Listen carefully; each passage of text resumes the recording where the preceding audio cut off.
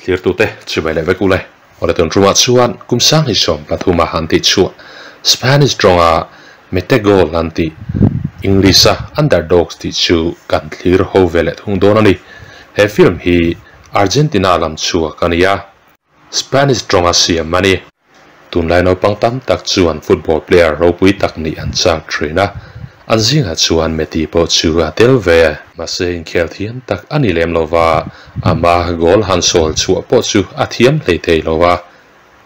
apa po chuan a beton puide wawang chuan ama hanti za khai na turin thon thu a hril ta ni no pang pakhat chek chu kholian vak lova om mania no pang fel tak ni in cafe a athok trina an khuwa chuan athin lunglal nu me che pakhat omin aping chu laura ne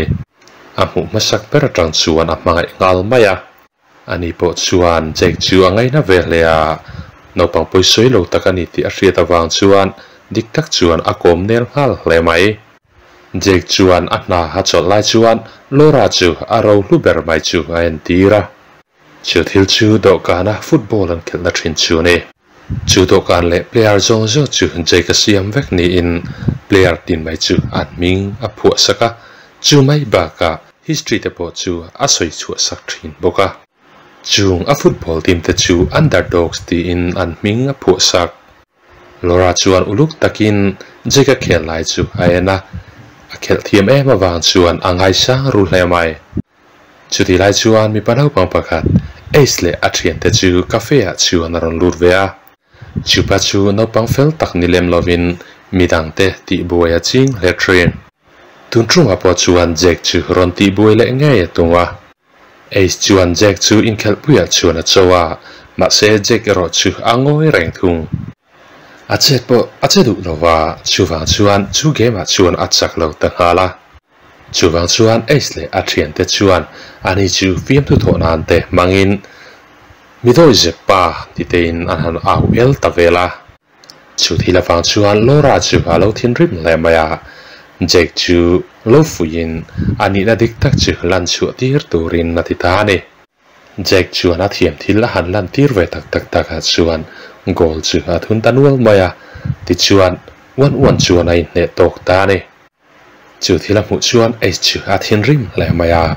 deciding match khel arot taringot maya chita po chuan angayang bok chuan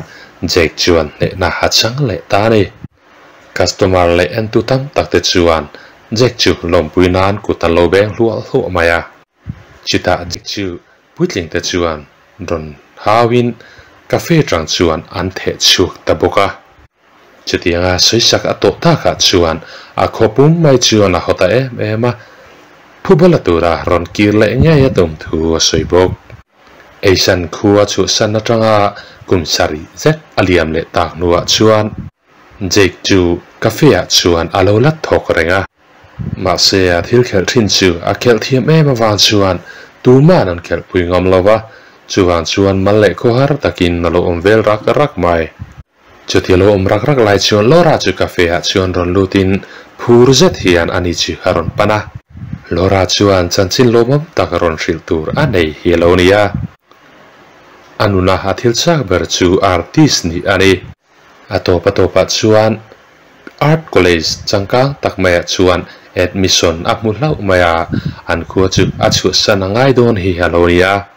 dik tak chuan amangai limmel chuan atilom vele nain amangai kalture ro chuan atilungai thungani lora nen chuan kumsari zat chu loin mel hriat tomasela ariruput mang chu lorai nena chuan ashil ngam der boxilova dik tak chuan amangai tak setani tun truma chuan in zoom hau lova amangai bi thu chu lan na tum veta a ma se hril don chia tia chuan pon lama chuan thom ring takle maksak tak mai chu haron chu tatlat mai le helicopter te chu khopi chu ha chu rot lok kual velin bas na tak te chu aron tlan lut boka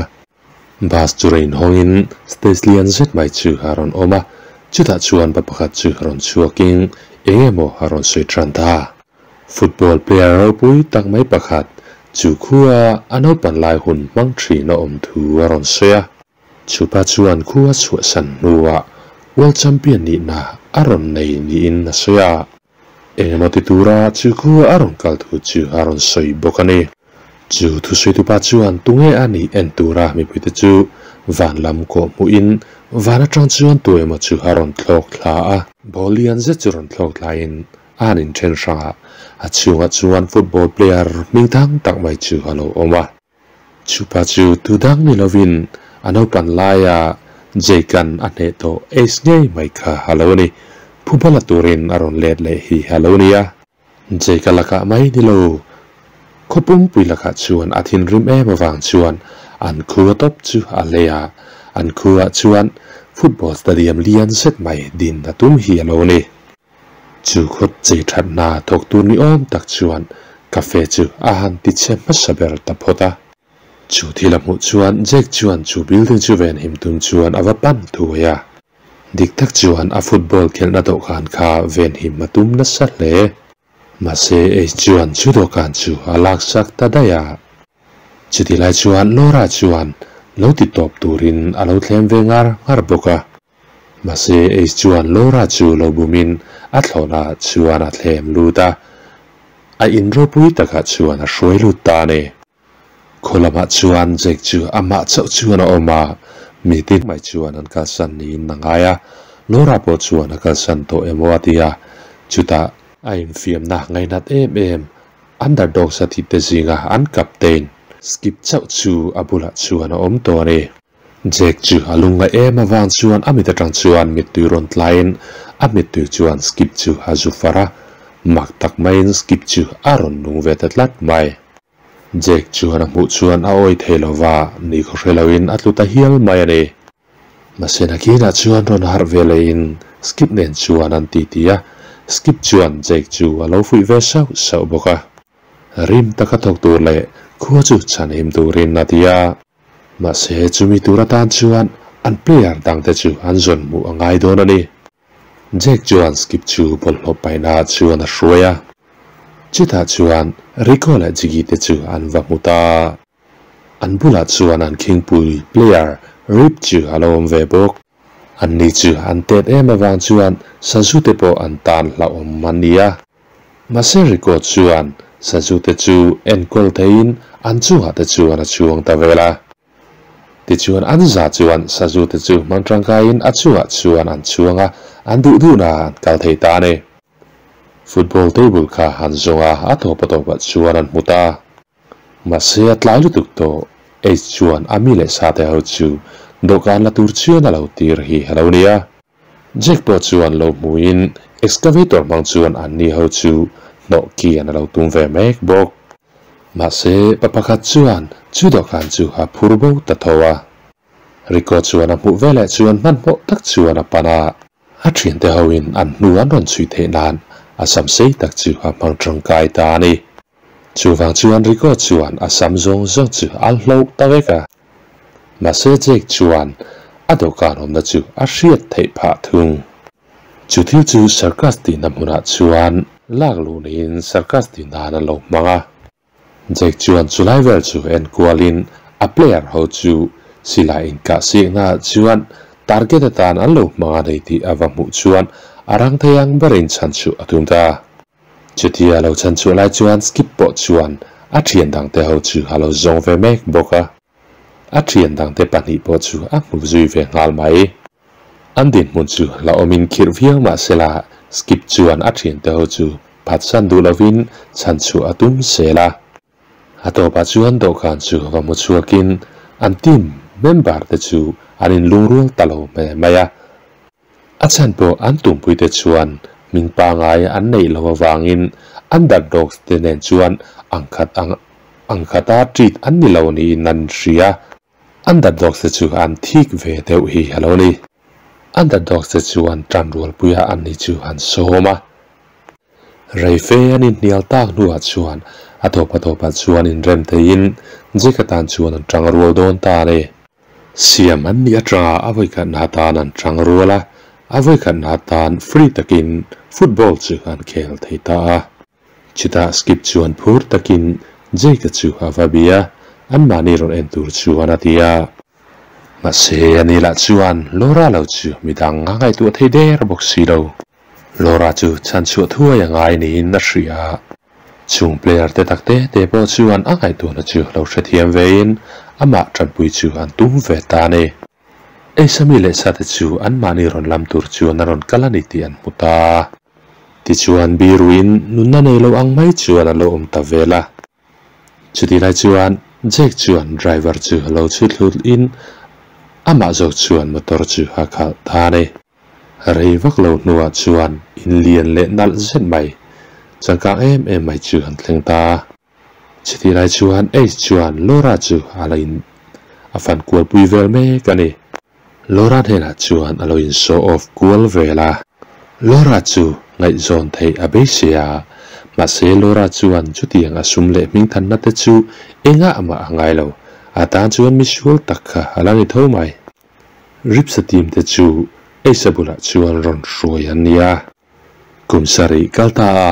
jika anelo dan te chu hrechuakin phubalak ngai chu atumani chumi atan chuan genetic engineering laboratory chu changtlung takin nadina football thataka khel thei turin ramsa rang te chu enchin na ani tir boka chuta ripsa team te chu aphei ko nen chuan tranrual tira tum ta ne chiti lai chuan le pon lama chuan underdogs te ho chuan security gate chu an ron ti cheve mek boka an trien te chu ron chan hi man tum ta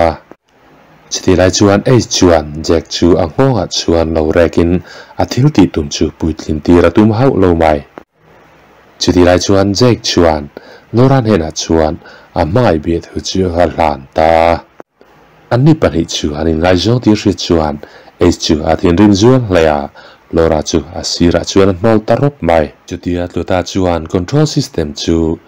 vatelin ati boi tavek maya ramsa an siam thanglam te po chu achu tavek mai ni chuwang chuan lepa chuan buena na sataka chukta underdog so po chuan ripsa team te chu aron chan chuk thei tabok ma se kang me chu ti chuk palin let chu akanga hapo dur mai ponan chu tak nuwa chuan lora chuan jegan hena ama chu an ko chan him thei tu rani thu wa rilta kumsari lian ta kan jek chu alo ne towa chuwang chuan atile thei ngei po aringani chu thu ria chuan jek chu reporter ho bola chuan vakalin se chu a chau thu wa rilta ma se chuan chu thil chu do kan an ilovin football field aniang ti in nalo chowa chumai baka achak zo chuan chu khua chu an thunu nang ti in nanin choi bokani stadium lian zet mai chu han saklai chuan jek chuan atima khel tur rang chu a khon kuala ma se mi som te chuan world champion ne na hin khel chu han lo zuam lo jeka team mi te chu upapui puile thau tak ania athen chu ru te police te pa ni to te puka khosami te pitar te haninok mai chu ho ne na han tron rual chuan jek chuan ne na han chan chu ha be sei lo lea ma se chutia hun har chatak ato lai po chuan amal lo lora le underdog so chu hatan chuan an om renga lora chuan shom mati lai chuan jek chuan alungai na te chu thei ngilin lora chu halo wat nem ve poka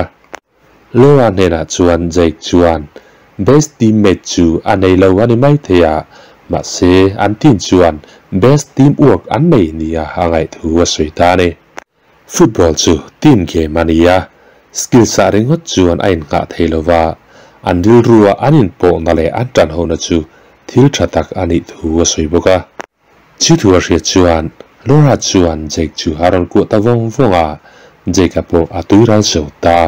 amangai ber chuan aku amiawalo in khel chu an tan don ta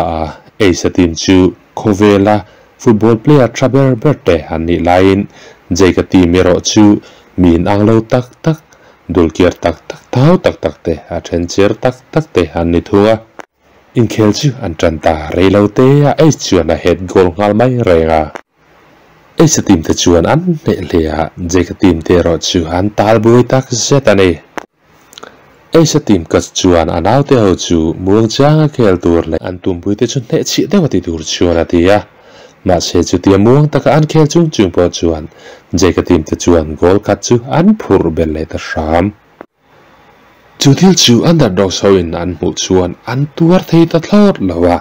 ăn này chú tê lê mà sẽ là thiếu trong cái lâu tắc chú ăn này big lâu thì ăn in xía này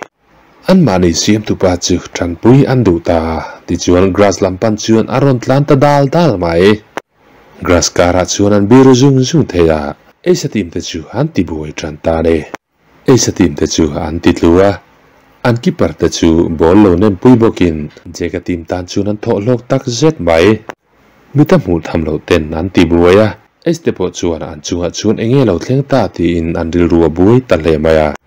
thì chú ăn khéo chú tràn lệ zelin skip lệ chỉ tới chú ball à chú in ăn lộc ta long lo à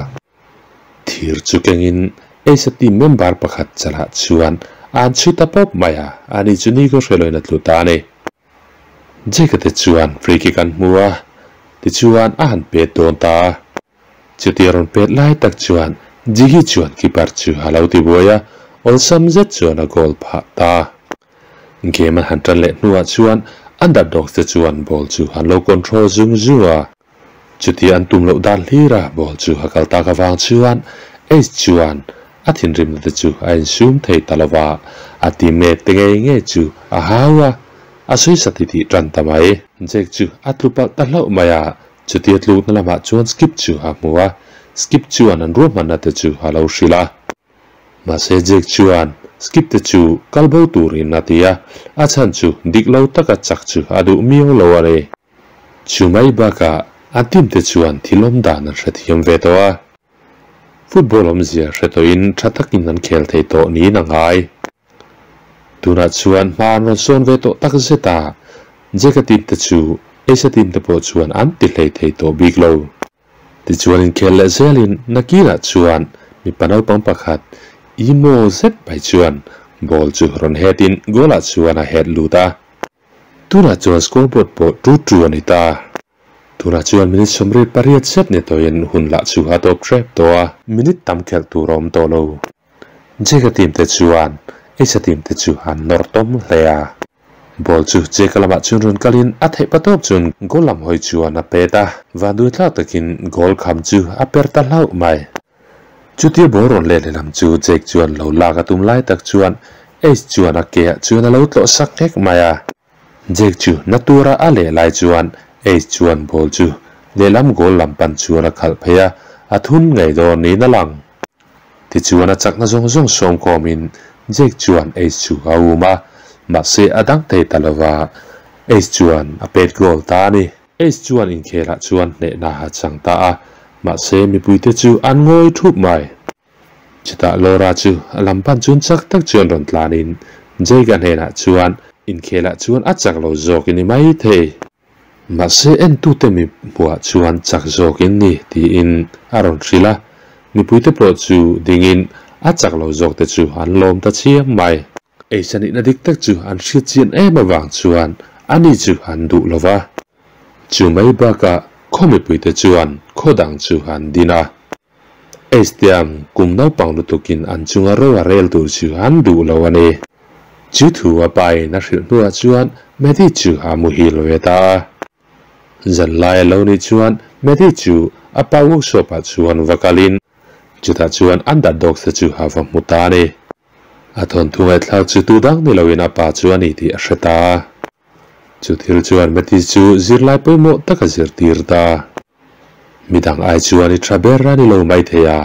ma se nangma a traber kha engkima lan chu tir thirang che ti in apa chuan a zir tira ti chuan movie chu lo top ta re clear to te a top tle lo clear zo wa in kalo me lo da mo lo khriselo la film dang nen mo le kan tum do ne ya